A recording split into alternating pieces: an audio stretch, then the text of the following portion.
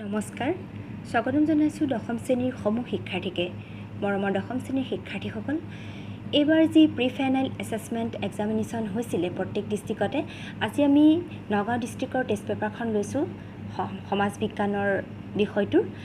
এতিয়া আমি কেইটামান কুৱেশ্যন লৈছোঁ যিকেইটা কুৱেশ্যন MCQ হিচাপে আছিলে আৰু 8টা কুৱেশ্যন আজি আমি সলভ কৰিম আৰু ইয়াৰ লগে লগে ইয়াৰ যিখিনি বৰ্ণনা বা যিখিনি বুজাবলগীয়া কথা সেইখিনি আমি বুজাই যাম গতিকে তোমালোকে ভিডিঅ'টি প্ৰথমৰ পৰা শেষলৈ চাবা প্ৰথম কুৱেশ্যনটো লৈছোঁ গান্ধীৰ দাণ্ডী যাত্ৰাৰ প্ৰতি প্ৰথম কুৱেশ্যনটো সোধা হৈছিলে চুজ দ্য কাৰেক্ট এনচাৰ 1930 চনৰ গান্ধীজীৰ দাণ্ডী যাত্ৰাত অংশগ্ৰহণ কৰা অসমীয়া গৰাকী হ'ল কোন কেইগৰাকী চাৰিজন দিয়া আছে তৰুণৰাম ফুকন লীলাধৰ বৰুৱা অমিয় কুমাৰ দাস নবীন চন্দ্ৰ বৰদলৈ এতিয়া কোনজন হ'ব আমি ইয়াত অনুমান কৰিব পাৰিছোঁ চাগে সকলোৱে অকণমান দাণ্ডী যাত্ৰাৰ বিষয়ে তোমালোকক কৈছোঁ যে 1930 চনৰ কথা গান্ধীয়ে সবৰমতী আশ্ৰমৰ পৰা ভাৰতৰ পশ্চিম উপকূলৰ দাণ্ডী নামৰ ঠাইত উপস্থিত হৈছিল আৰু তেওঁ আইন অমান্য আন্দোলনত লুণ সত্যাগ্ৰহৰ জৰিয়তে তেওঁ আৰম্ভ কৰিছিল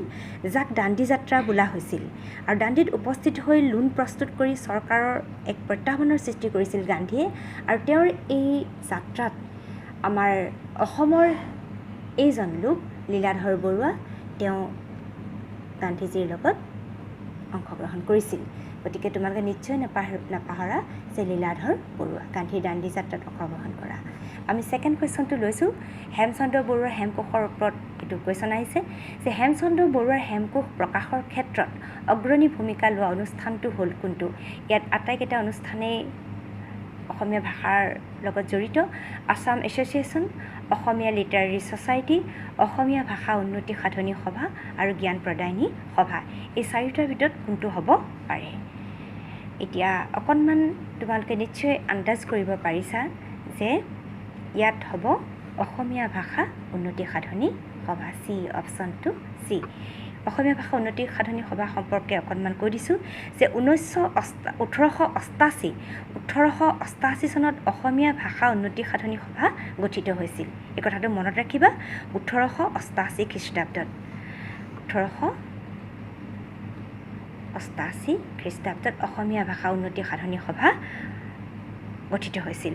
বাংলা ছপাশালত যেতিয়া অসমীয়া ভাষাৰ স্বতন্ত্ৰতাৰ ওপৰত কিছুমান আক্ৰমণ হৈছিল সেই আক্ৰমণৰ প্ৰৱণতা লক্ষ্য কৰি সেই সময়ত কলিকতাত পঢ়ি থকা অসমৰ ছাত্ৰসকলে অসমীয়া ভাষা উন্নতি সভাৰ জন্ম দিছিল আৰু এই সভাই হেমচন্দ্ৰ বৰুৱাই যি হেমকোষ প্ৰকাশ কৰিছিল সেই হেমকোষ প্ৰকাশৰ ক্ষেত্ৰত অগ্ৰণী ভূমিকা গ্ৰহণ কৰিছিল গতিকে এই কথাটো তোমালোকে কেতিয়াও নাপাহৰা মনত ৰাখিবা অসমীয়া ভাষা উন্নতি সাধনী সভা হেমকোষ প্ৰকাশৰ ক্ষেত্ৰত অগ্ৰণী ভূমিকা গ্ৰহণ কৰিছিল নেক্সট কুৱেশ্যনটো আছে হস্তি বিদ্যাৰ্ণৱ গ্ৰন্থখনৰ ওপৰত গতিকে হস্তি বিদ্যাৰ্ণৱ গ্ৰন্থৰ ৰচয়িতা কোন হু কম্প'জ দ্য হস্তি বিদ্যাৰ্ণৱ তোমালোকে চাই থাকা ইয়াৰ কুৱেশ্যনটো আমি এনচাৰটো আমি দিবলৈ চেষ্টা কৰিম অপশ্যনকেইটা চাই লোৱা দেখুৱাব খুজিছোঁ কুৱেশ্যন পেপাৰখনত ফাৰ্ষ্ট অপশ্যনটো আছে দিলবৰ আৰু দুচাই সুকুমাৰ বৰকাইত শ্ৰীমন্ত শংকৰদেৱ শ্ৰী শ্ৰী মাধৱদেৱ এতিয়া আটাইকেইটা অপশ্যনৰ ভিতৰত কোনটো শুদ্ধ হ'ব তোমালোকে নিশ্চয় অনুমান কৰিব পাৰিছা যে হস্তি বিদ্যাৰ্ণৱ হৈছে এখন এনেকুৱা পুথি এখন সাঁচিপতীয়া পুথি হস্তিৰ বিদ্যাৰ্ণৱ আৰু এইখন পুথি ৰচনা কৰিছিল ইয়াৰ কেইজনৰ ভিতৰত হৈছে সুকুমাৰ বৰকাইতে হস্তি বিদ্যাৰ্ণৱ নামৰ যিখন পুথি সেইখন তেওঁ ৰচনা কৰিছিল এইখন আছিলে সপ্তদশ শতিকাৰ কথা আৰু সপ্তদশ শতিকাৰ ক্ষুদ্ৰাকৃতিৰ যি সচিত্ৰ পুথি আছিল সেই সচিত্ৰ পুথিসমূহ উত্তৰ ভাৰতত খুব জনপ্ৰিয়তা অৰ্জন কৰিছিল আৰু সেই ক্ষুদ্ৰাকৃতিৰ পুথিৰ অনুৰূপ আমাৰ ইয়াতো অসমতো সেইটো হৈছিল আৰু সুকুমাৰ বৰকাইতে ৰচনা কৰিছিল এই পুথিখন বিভিন্ন ধৰণৰ হাতীৰ ছবি আছে ইয়াত গতিকে এই ছবিখনৰ যিখিনি যিখন পুথি এই পুথিখনৰ ছবি আঁকিছিলে দিলবৰ আৰু দুচাই নামটো আছে দিলবৰ দুচাই কিন্তু এই পুথিখন হস্তি বিদ্যাৰ্ণৱ নামৰ পুথিখনৰ ছবিহে আঁকিছিল আৰু এইখন ৰচনা কৰিছিলে এই পুথিখন সুকুমাৰ বৰকাইত তোমালোকে এই কথাটো নাপাহৰিবা সকলোৱে নিশ্চয় মনত ৰাখিবা এইখন এখন সাঁচিপতীয়া পুথি আছিলে আৰু ৰচনা কৰিছিলে সুকুমাৰ বৰকাইতে আৰু হস্তি বিদ্যাৰ্ণৱ পুথিখনৰ যি চিত্ৰ সেই চিত্ৰ অংকন কৰিছিল দিলবৰ আৰু দুচাই গতিকে অপশ্যন কেইটাত দিলবৰ দুচাই থাকেই সদায় মনত ৰাখিবা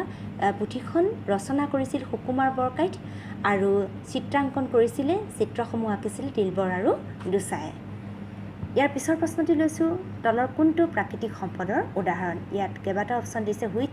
which one of the following is a example of natural resource ইয়াত আছে পেপাৰ কাগজ ভেহিকল গাড়ী মেন মানুহ আৰু ইৰিগেশ্যন জলসিঞ্চন নলা এইকেইটা অপশ্যনছ দিয়া আছে এতিয়া এইকেইটাৰ ভিতৰত কোনটো হ'ব ইয়াত অৱশ্যে এটা কথা এই প্ৰশ্নটো অকণ বিতৰ্কিত নিচিনা লাগিছে কাৰণ মানুহ হ'ব নোৱাৰে মানুহ নিজে সম্পদ মানৱ সম্পদ গাড়ী মানৱ সৃষ্ট সম্পদ জলসিঞ্চন নলা যে ইৰিগেশ্যনৰ কথা কৈছে ইও এক মানৱ সৃষ্ট সম্পদ পেপাৰ ইয়াত লাষ্ট থাকিলে পেপাৰো প্ৰকৃততে কোনো প্ৰাকৃতিক সম্পদ নহয় কাৰণ প্ৰকৃতিৰ পৰা আমি সম্পূৰ্ণকৈ নাপাওঁ কিন্তু তথাপিও প্ৰকৃতিৰ উপাদান বাঁহৰ পৰা পেপাৰ তৈয়াৰ কৰা হৈছে গতিকে ইয়াত যিহেতু অন্য অপশ্যনছ একো নাই গতিকে আমি কাগজে দিব লাগিব কিন্তু এই কুৱেশ্যনটো অকণমান বিতৰ্কিত কাৰণ ইয়াত পোনপটীয়াকৈ প্ৰাকৃতিক সম্পদ একোৱেই নাই ইয়াত গতিকে একো নাই যিহেতু আমি কাগজটো অনুমান কৰিছোঁ কাৰণ বাঁহৰ পৰা কাগজ তৈয়াৰ কৰা হৈছে কিন্তু পোনপটীয়াকৈতো আমি কাগজ প্ৰকৃতিৰ পৰা নাপাওঁ গতিকে সেই সংজ্ঞা অনুসৰি প্ৰাকৃতিক সম্পদৰ উদাহৰণ ইয়াত এইটো হ'ব আচলতে নালাগে কিন্তু এটা অপশ্যন নাই কাৰণে আমি ইয়াত কাগজ দিব পাৰোঁ এইকেইটাতো একেবাৰে হ'বই নোৱাৰে মানুহ গাড়ী জলসিঞ্চন নলা ইয়াত দিয়া আছে গতিকে আমি পিছৰ অপশ্যনটো লৈছোঁ 5 নম্বৰটো যে গোলকীয় উষ্ণতা বৃদ্ধিত আটাইতকৈ বেছি অৰিহণা যোগোৱা গেছবিধ হ'ল the gas which has made highest contribution to global warming is যে the gas which has made highest contribution to global warming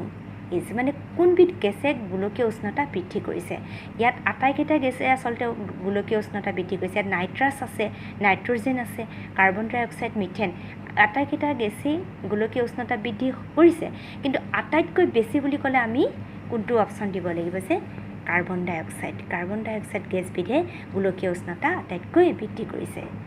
গতিকে কাৰ্বন ডাই অক্সাইডৰ বিষয়ে অকণমান তোমালোকক কৈছোঁ যিবিধ গেছে বায়ুমণ্ডলত আটাইতকৈ গোলকীয় উষ্ণতা বৃদ্ধি কৰাত সহায় কৰিছে কাৰণ এইবিধ গেছে এনেকুৱাকৈ উত্তাপ বৃদ্ধি কৰিছে যে সৰ্বাধিক অৰিহণা যোগোৱা আটাইকেইবিধে যদি হয় কিন্তু এইবিধ গেছে সবাতকৈ বেছি অৰিহণা যোগাইছে বুলি ক'লে তোমালোকে এইটোৱে দিবা ইয়াৰ পিছত আছে কিয়নো এই কথাটো অকণমান কৈছে যে অত্যাধিক জীৱাশ্ম ইন্ধনৰ ব্যৱহাৰৰ ফলত বায়ুমণ্ডলত কাৰ্বন ডাই অক্সাইড গেছৰ পৰিমাণ বৃদ্ধি হৈছে আৰু যোৱা প্ৰায় 150 বছৰৰ সমীক্ষাত দেখা পোৱা গৈছে যে এই গেছৰ প্ৰায় 30% বাঢ়িছে আৰু সেয়েহে গোলকীয় উষ্ণতা বৃদ্ধিত আটাইতকৈ বেছি বুলি শব্দটো দিলে তোমালোকে এইটো গেছৰ নাম লিখিবা কাৰণ আটাইকেইবিধ গেছেই কিন্তু গোলকীয় উষ্ণতাত বৃদ্ধি কৰে কিন্তু আটাইতকৈ বেছি কৰে কাৰ্বন ডাই অক্সাইডে ইয়াৰ পিছৰ কুৱেশ্যনটো আছে ফকলেণ্ড দ্বীপটো কোন মহাসাগৰত অৱস্থিত in which ocean Falkland island is located গতিকে আটলাণ্টিক মহাসাগৰ আটলাণ্টিক অ'চেন ভাৰত মহাসাগৰ ইণ্ডিয়ান অ'চেন প্ৰশান্ত মহাসাগৰ পেচিফিক অ'চেন উত্তৰ মহাসাগৰ আৰ্টিক অ'চেন তেতিয়া এইকেইটাৰ ভিতৰত কোনটো হ'ব পাৰে গতিকে আমি নিশ্চয় অনুমান কৰিব পাৰিছোঁ যে ইয়াৰ ভিতৰত হ'ব আটলাণ্টিক মহাসাগৰ আটলাণ্টিক অ'চেন কাৰণ এই মহাসাগৰখনৰ কথা কৈছোঁ প্ৰায় 82 নিযুত কিলোমিটাৰ মাটিকালিৰে আগুৰি থকা পৃথিৱীৰ দ্বিতীয় বৃহত্তম মহাসাগৰ হৈছে আটলাণ্টিক মহাসাগৰ এই মহাসাগৰত সৰু ডাঙৰ অজস্ৰ দ্বীপ আছে আৰু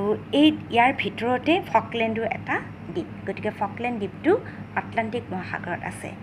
এইটো কথা মনত ৰাখিবা ইয়াৰ পিছত 7 নম্বৰ কুৱেশ্যনটো লৈছোঁ কেবিনেট মিছন ভাৰতলৈ কেতিয়া আহিছিল এতিয়া when did cabinet mission come to India 1946 1946 চনত 1945 1945 চনত 1947 1947 চনত 1954 ইয়াৰ ভিতৰত তোমালোকে নিশ্চয় অনুমান লগাব পাৰিছা যে কেবিনেট মিছন যেতিয়া ভাৰতবৰ্ষলৈ আহিছিল ভাৰতবৰ্ষ তেতিয়া স্বাধীন হোৱা নাছিল কাৰণ ভাৰতবৰ্ষৰ বাবে এখন সংবিধান ৰচনাৰ প্ৰয়োজনীয়তা যেতিয়া হৈ পৰিছিল স্বাধীনতা প্ৰদান কৰাৰ প্ৰসংগত সেয়েহে কেবিনেট মিছন ভাৰতবৰ্ষলৈ আহিছিল আৰু কেবিনেট মিছন ভাৰতবৰ্ষলৈ আহিছিল 1946 চনত এইটো কথা মনত ৰাখিবা মানে স্বাধীনতাৰ আগতে ইংলেণ্ডৰ 3জন কেবিনেট মন্ত্ৰীৰে গঠিত এই ইয়াক কোৱা হৈছিল কেবিনেট মিছন 3জন ইংলেণ্ডৰ পৰা আহিছিল 3জন কেবিনেট মন্ত্ৰী আৰু সেই কেবিনেট মন্ত্ৰীৰে গঠিত এই গোটটোক কোৱা হৈছিল কেবিনেট মিছন আৰু এই কেবিনেট মিছন ভাৰতলৈ আহিছিলে সংবিধান ভাৰতবৰ্ষৰ বাবে এখন সংবিধান ৰচনা কৰাৰ প্ৰস্তুতি হাতত লৈ আৰু প্ৰস্তুতিৰ পৰিৱেশ এটা ৰচনা কৰিবলৈ আৰু তেওঁলোক আহিছিলে 1946 চনত সেইটো কথা মনত ৰাখিবা নিশ্চয় আমি